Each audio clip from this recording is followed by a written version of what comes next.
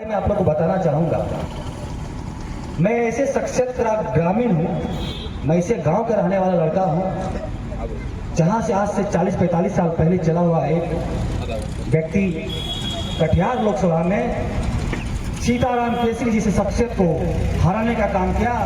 ऐसे आदरणीय स्वर्गीय ज्ञानेश्वर यादव जी जो कि जनसंघ के टिकट पर कटिहार लोकसभा से चुनाव जीते थे, मैं उनका ग्रामीण हूँ। आज 45 साल के बाद नारायणपुर से मैं पुनः कमल का रथ जगाने आप लोग के बीच आया हूँ। मित्रों,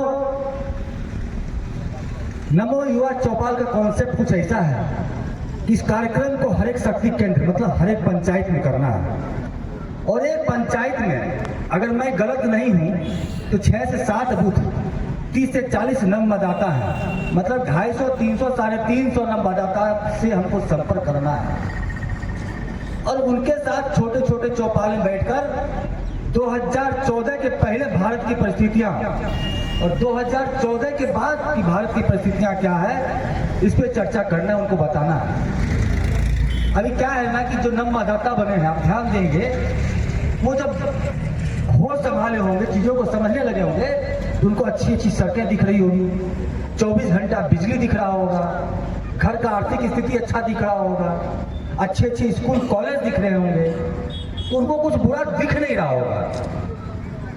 उनको लग रहा होगा कि सब दिन से भारत की परिस्थितियां ऐसी ही है। ये आपका हमारा काम है, युवा मोर्चा के साथियों का काम है उनको वो आईना दिखाना। ये सब चीजें जो है 2014 में आदरणीय प्रधानमंत्री नरेंद्र मोदी के प्रधानमंत्री बनने के बाद ही सच हो पाया है। 2014 की पहली स्थितियां ये नहीं थी। ये जिम्मेदारी हम युवा मोर्चा कार्यकर्ताओं के ऊपर, इसके लिए ही छोटे छोटे चौपाल की रचना की गई है। आदरणीय प्रधानमंत्री मोदी जी का कहना था हमारे राष्ट्रीय बैठक में कि 5 लाख युवाओं का कार्यक्रम करने से बढ़िया है कि 5 लाख छोटे छोटे चौपाल 50-50 युवा के साथ करो तो 2.5 करोड़ युवाओं के बीच पहुंच जाओगे। ये परिकल्पना है।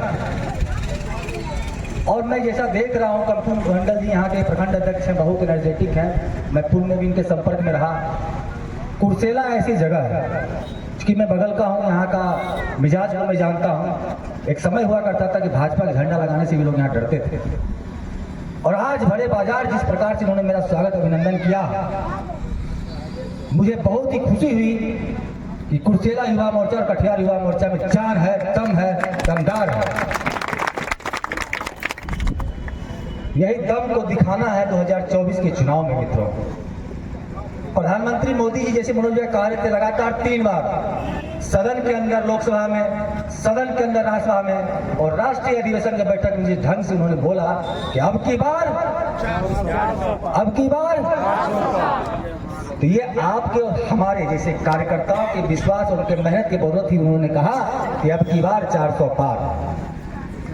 मित्रों, देश की जो परिस्थितियां हैं आप देख सकते हैं कि जैसे ही चुनाव आया किसानों ने फिर सर उठा लिया, फिर से नौकरी का लोग राग अपने लगे। आखिर ये सब होता चुनाव के वक्त ही क्यों है, इसको समझना पड़ेगा हम लोग को। इसके पीछे प्रोपेगेंडा क्या है, एजेंडा क्या है। जब से प्रधानमंत्री नरेंद्र मोदी जी देश के प्रधानमंत्री बने हैं, भ्रष्टाचार शब्द गायब हो गया है। ध्यान दिए होंगे आप लोग, एक भी भ्रष्टाचार का आरोप नहीं लगा।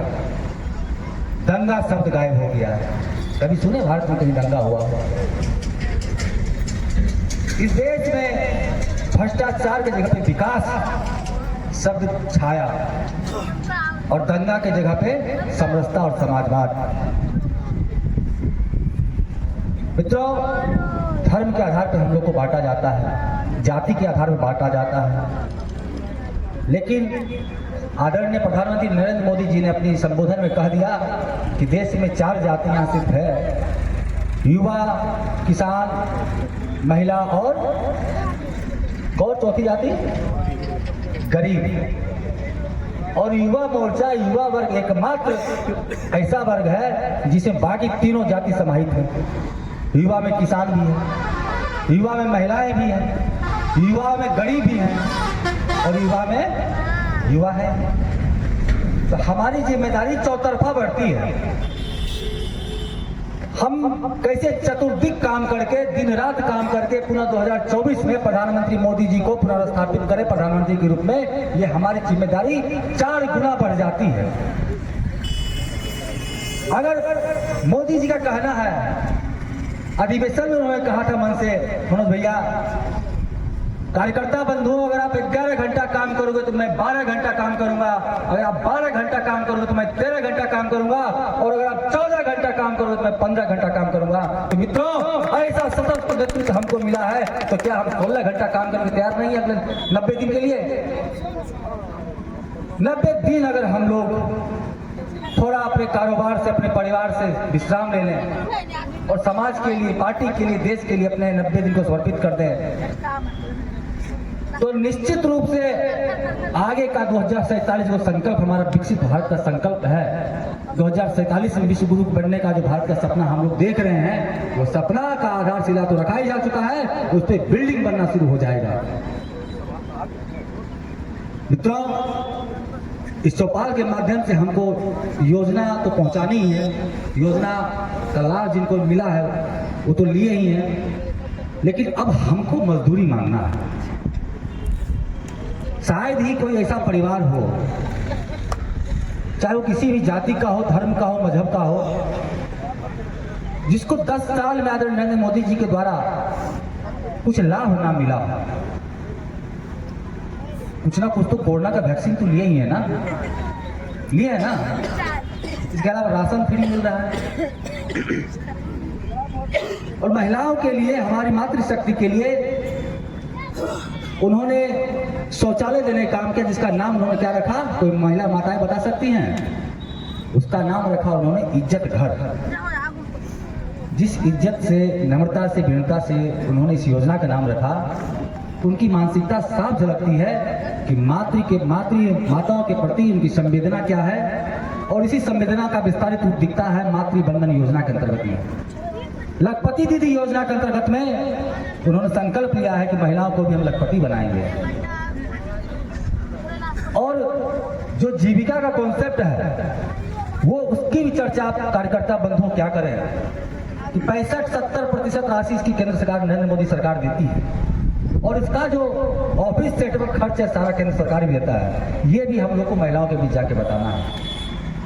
कुल मिला के 5-6 बिंदु है जिसकी चर्चा चौपाल के अंदर करनी है हमको। पहला, 2014 के पहले भारत में क्या होता था? भ्रष्टाचार था, 2G 3G, जीजाजी भी घोटाला हुआ था, जमीन का हुआ था ना जीजाजी घोटाला। उसके अलावा बिजली की हालत क्या थी, सड़क की हालत क्या थी, स्वास्थ्य सेवाओं की हालत क्या थी, शिक्षा की हालत क्या थी।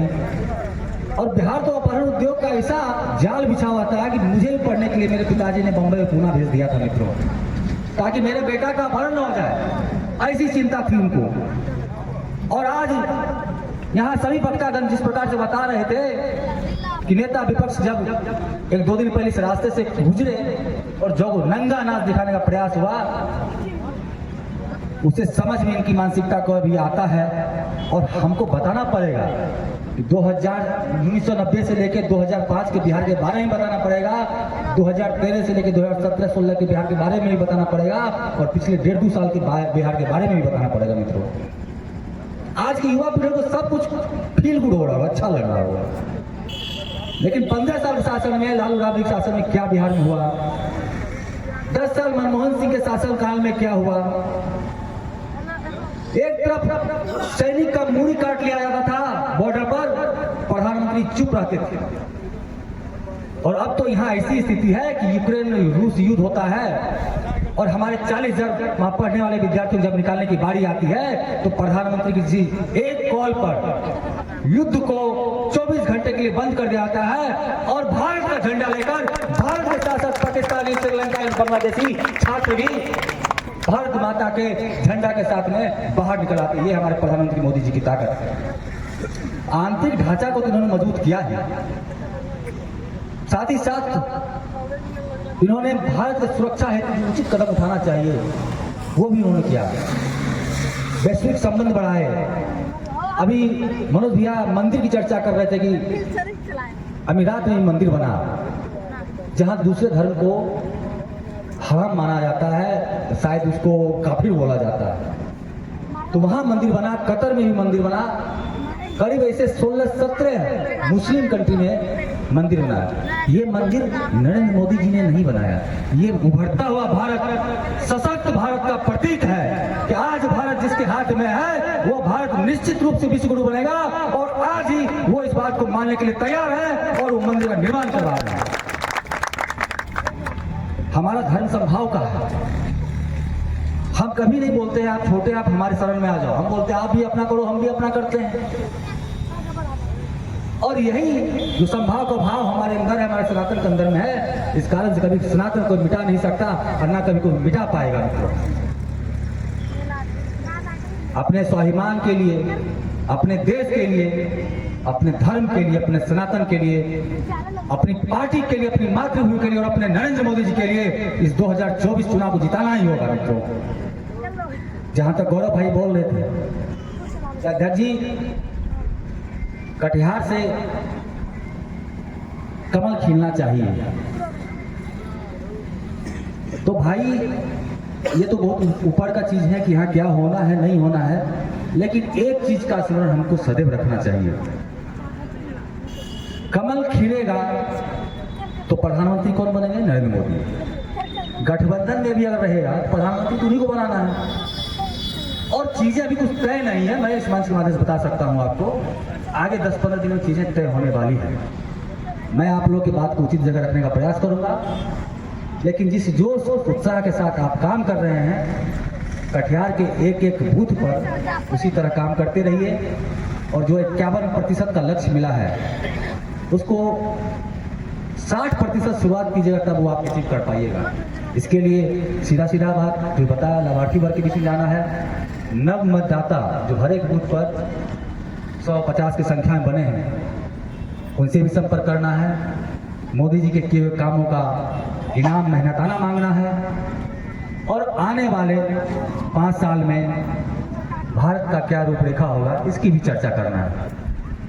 मित्रों, इन्हीं सब बातों के साथ मैं आप लोग से आग्रह करूंगा कि मेरे साथ जोर से नारा लगाएंगे, भारत माता की, भारत माता की जय, जय श्री राम, जय जय श्री राम। आप लोगों का बहुत बहुत धन्यवाद।